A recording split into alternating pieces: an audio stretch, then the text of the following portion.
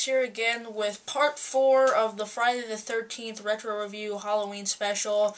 And today we have Friday the 13th part 4, the final chapter, which is obviously BS because they made like 15,000 more movies. When this came out, it was supposed to be the last one, but of course, when the last one makes a lot of money, they were gonna make a bunch more.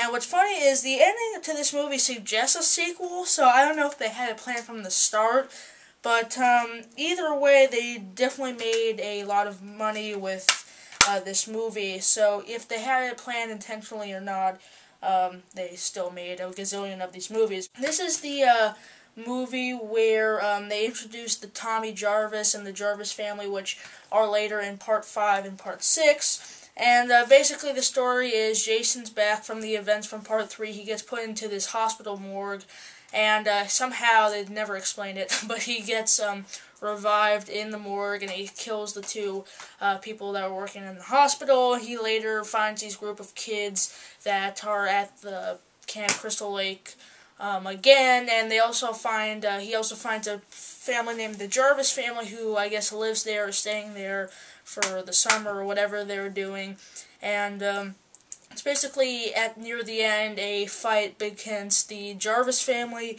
and Jason Voorhees. I like this movie. I think it's also one of the better ones in the series. I don't think it's as good as Part 2. But I still enjoy the film a lot, and if it ended here, I would be fine with that. The things I really liked about this movie was I thought that Tom Savini's makeup, he returned for this movie because he, I guess, hated the Friday the 13th series and how popular it got for some reason. And since he created Jason and the makeup effects for Jason in the original Friday the 13th, he kind of came back to kill his creation, so to speak. Unfortunately for him, like I said, they made a gazillion more movies, so I guess that didn't really work out. Anyway, Tom Savini's makeup effects are really good. The gore in this movie is really good. The kills are really good, really inventive. And the last scene where Jason and the Jarvis family duke it out, there's some really good gore in that scene, so Tom Savini gotta give props. I think that this movie probably has the second best atmosphere, second best creepy atmosphere besides the original. I think the original has the best atmosphere. That's definitely the most genuinely scary or genuinely creepy one in my opinion, but this one also sets it up very well. It's very dark, like Friday the 13th Part 3 was goofy with the 3D and stuff, so they definitely took a more, I wouldn't say serious, but more scary approach, kind of like Part 1 and a little bit of Part 2. There's a lot more actual scares, like there's a lot of jump scares, but some of them actually really work and they're really effective.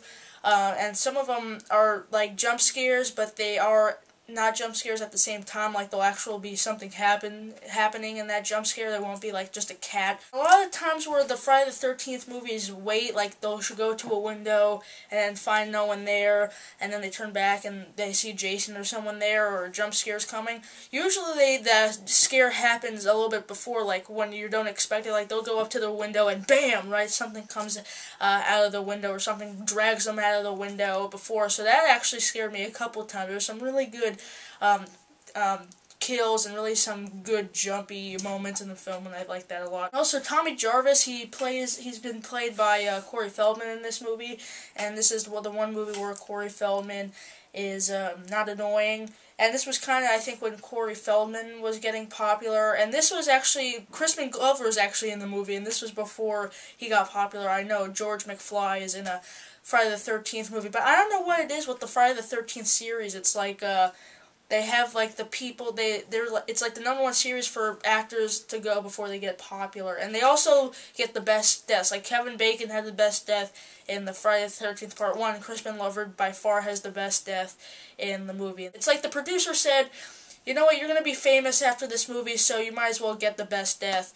if you're going to be successful. And I think that's what they do. But Crispin Glover's death is really great. Jason must have really hated him because he gets like a 2-part death where he gets a corkscrew to the hand and then a machete to the face, and then he hangs him up with the corkscrews, and then when Jason's chasing the final victim, he like pushes him down so his hand comes off, and I don't know, maybe he just doesn't like the Back to the Future series. This one definitely has the most nudity. I know the Part 5 gets the reputation for the most, but this one definitely has the most. I mean, there's like 8 scenes where it's like really gratuitous sex, but there's also some of the best looking people in this series, in this movie, so I guess I don't really mind as much. I know, as I said in my last one, I'm a pervert, don't judge me. The final battle with the Jarvis family, especially Tommy Jarvis and Jason, I talked about Tom Savini's makeup effects. The way Jason dies in this movie, and it's not a spoiler, plus I mentioned in my original video that there would be spoilers throughout these reviews because they're old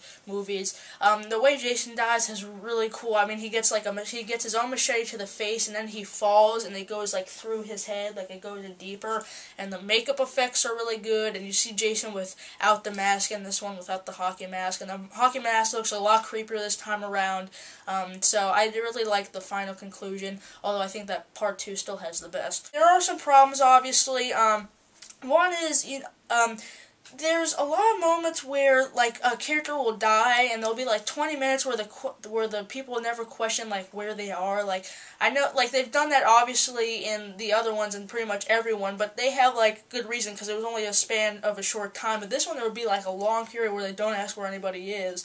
So that kind of got to me a little bit. I know there's always plot holes in these movies, but I don't know, that one just kind of stuck out for some reason. A part in the middle where you got some really good kills, but then there's like a 20 to 25 minute span where like there's like no Jason at all, and you're like, get back to the Jason killing people, because it's just like the banter and the sex and stuff with teenagers, or something like a side story with the Jarvis family, which starts off kind of interesting. Like I like the Jarvis family storyline, but of course it's just the other teenage storyline is just everything you've seen before, so you just want Jason to kill them and get to the showdown with the Jarvis family, but there's like a long time where you don't get any Jason at all, so that was kind of boring. The movie does run a little long. I don't know how long this one is, let me check.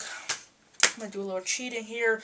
It is 91 minutes, so it's actually not that long, but it definitely feels a little bit longer, and like I said, I think that middle is the part where it really drags, and they kind of could use more Jason, but I think a lot of the good, scary, and jumpy kills kind of make up for that.